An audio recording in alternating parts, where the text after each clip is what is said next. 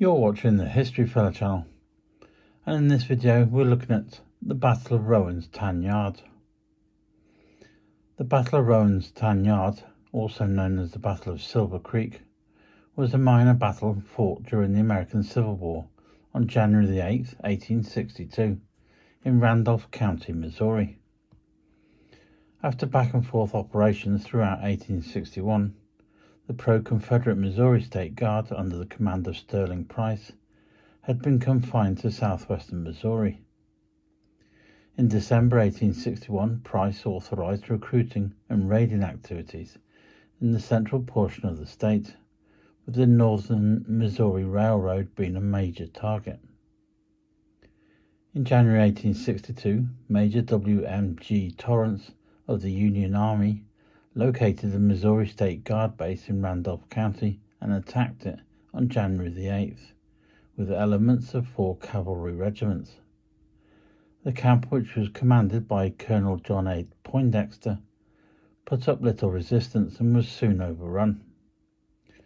Large quantities of supplies were captured in the abandoned camp, which was then destroyed. The action at Roan's Tan Yard, along with the Missouri State Guard defeat at the Battle of Mount Zion Church the preceding December, led to a decrease in pro-Confederate activity in central Missouri. When the American Civil War began in 1861, the state of Missouri was politically divided. Despite being a slave state, it did not secede, although Governor Claiborne Fox Jackson supported secession. An attempt by Jackson and his pro-secession followers to move against the St. Louis arsenal was thwarted on May the 10th by Brigadier General Nathaniel Lyon of the Union Army. In response, Jackson formed the Missouri State Guard as a pro-secession militia unit and appointed Sterling Price to lead it. Lyon chased Jackson and Price into the southwestern portion of the state in June, where Price was reinforced by Brigadier General Benjamin McCulloch and his Confederate States Army unit. On August the 10th, Lyon attacked Price's and McCulloch's combined camp, but Lyon was killed and his army routed in the Battle of Wilson's Creek. Price followed up the victory by leading the Missouri State Guard on a foray north towards the Missouri River, culminating in the capture of Lexington in September. In mid-October, Union troops concentrated against Price, who then retreated back into southwestern Missouri. On November the 3rd, while at Neosho, Jackson and the pro-secession state legislators, who had previously been evicted from the state capital by Lyon, voted to secede and join the Confederate State of America as the government in exile. The anti-secession elements of the state legislature had previously voted to remain in the United States.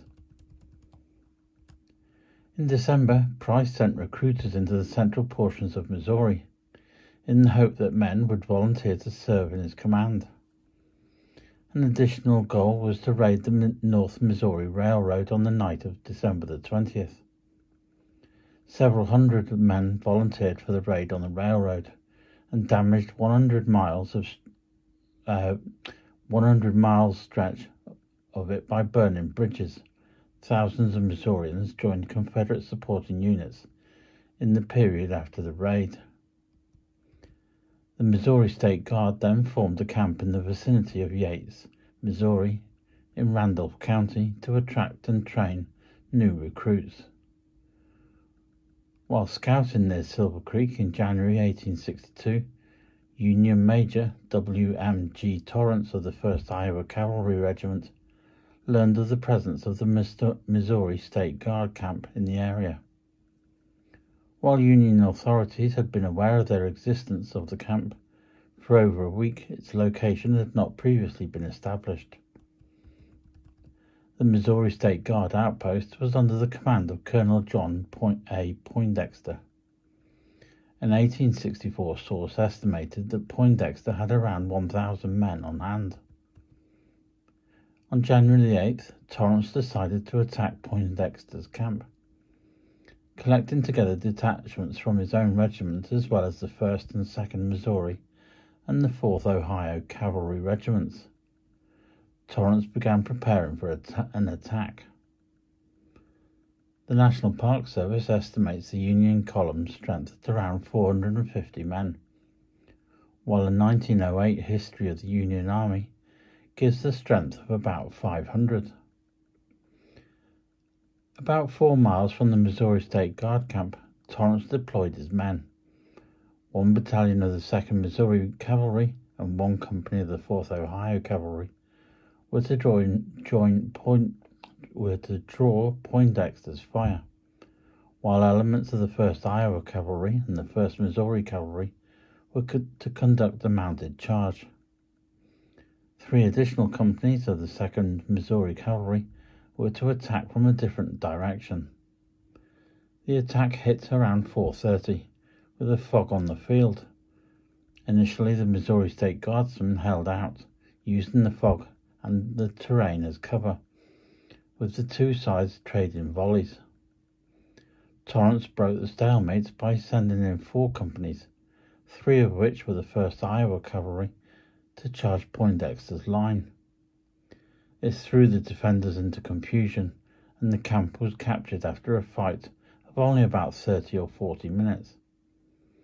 Large quantities of supplies and equipment were taken from the camp. Poindexter's surviving men fled, using fog to cover their retreat. In his official report, Torrance stated that he had sent 2 companies to block the Missouri State Guardsmen's path of retreat, but that fog and the terrain thwarted the attempt, allowing them to escape. After the battle, the camp was destroyed, with the camp unusable. Missouri State Guard recruiting activities in Randolph County ceased. Coupled with another defeat at the Battle of Mount Zion Church the previous December, the setback led to a reduction of pro-Confederate activities in the central Missouri region. Estimates of casualties suffered in the action vary. Torrance estimated that between 80 and 100 Missouri State Guard soldiers were killed or wounded, and reported the capture of a further 28. The National Park Service and the Modern History, Francis H. Kennedy, placed Poindexter's loss at a total of 80. Union casualties are generally reported to have been either 4 or 11, although one source places their loss at as high as 27.